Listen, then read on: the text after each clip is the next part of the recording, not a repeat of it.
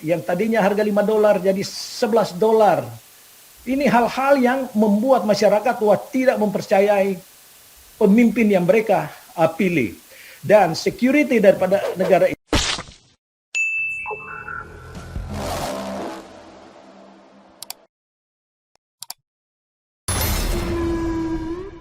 Florida $2, sekarang $3.42. Sedangkan orang-orang Amerika yang mendasarkan itu paycheck to paycheck, artinya mereka mendapatkan gaji dengan membayar segala macam apa yang dibutuhkan untuk kehidupan, ya terasa sekali.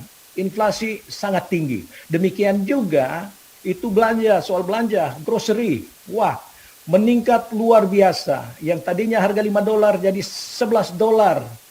Ini hal-hal yang membuat masyarakat tidak mempercayai pemimpin yang mereka pilih.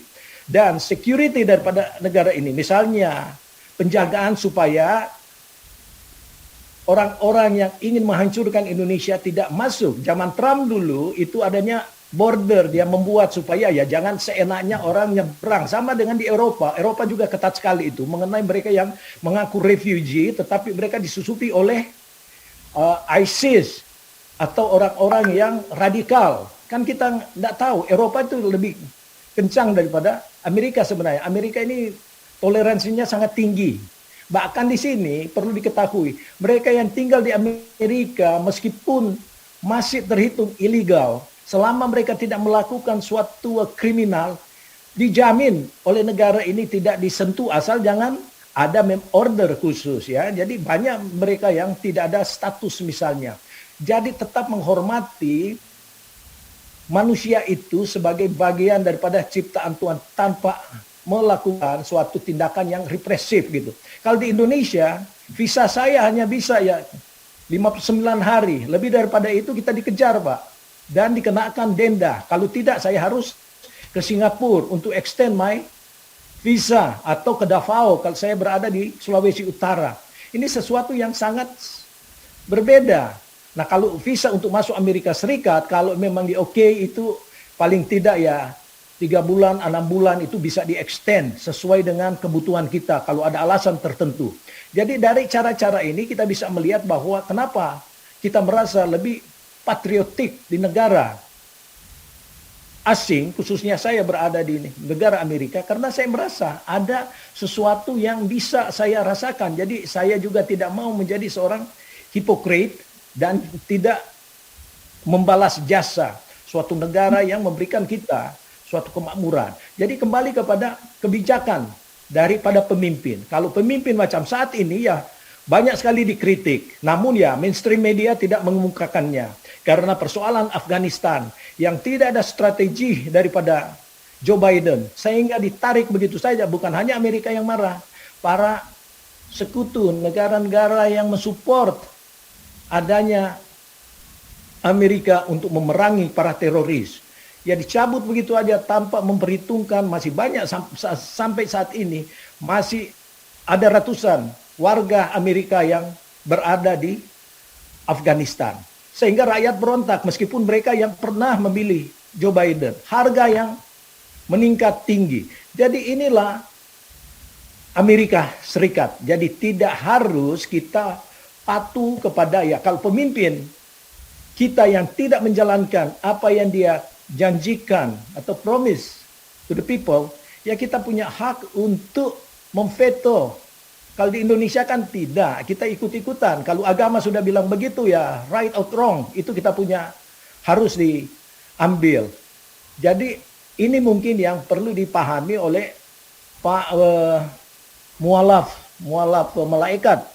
Jangan kita memberikan suatu pandangan-pandangan ataupun pendapat yang justru menyesatkan, karena ya kita harus tahu juga histori daripada negara ini. Untuk membuat undang-undang di sini tidak hanya karena mereka declare pada tahun 1776 itu ada ratifikasi selama 11 tahun baru mereka umumkan. Inilah undang-undang yang ada melalui amandemen yang sudah diperbaharui, sehingga ya negara ini terukur untuk menentukan, tidak seperti kita di Indonesia. Segala sesuatu kita memblame yang lain. Persoalan itu komunis yang melakukan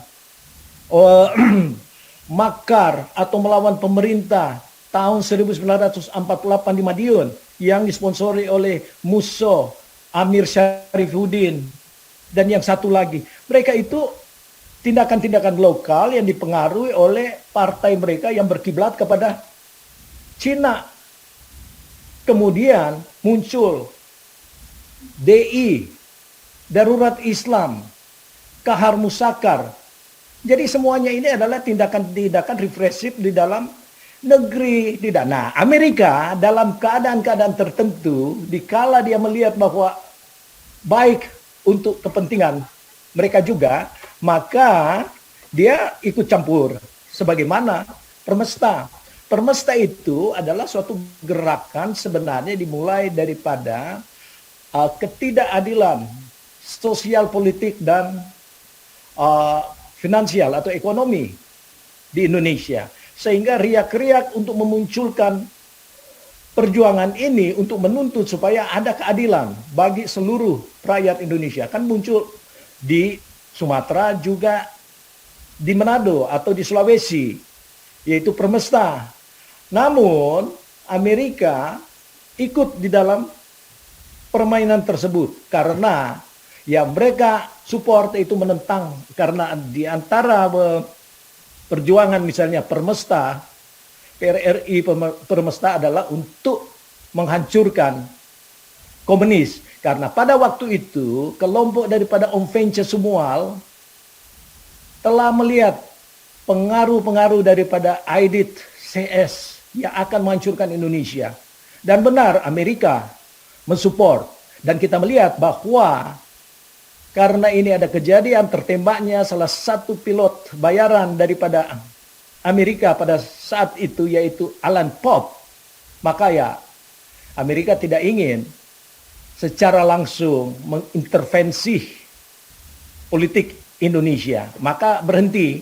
Sehingga ya Permesta boleh dibilang kalau di Sulawesi 3 tahun baru mereka bisa menyatakan kembali ke pangkuan Ibu Pertiwi. Dan bukan karena seperti di Sumatera hanya dengan 2-3 hari sudah dikuasain. Kalau di Minahasa 3 tahun, dan itu pun atas himbauan daripada Abdul Haris Nasution, yang mana dia adalah kawan baik daripada Alex Kalwilarang, yang menghimbau masyarakat yang terlibat dalam Permesta untuk kembali ke pangkuan Ibu Pertiwi.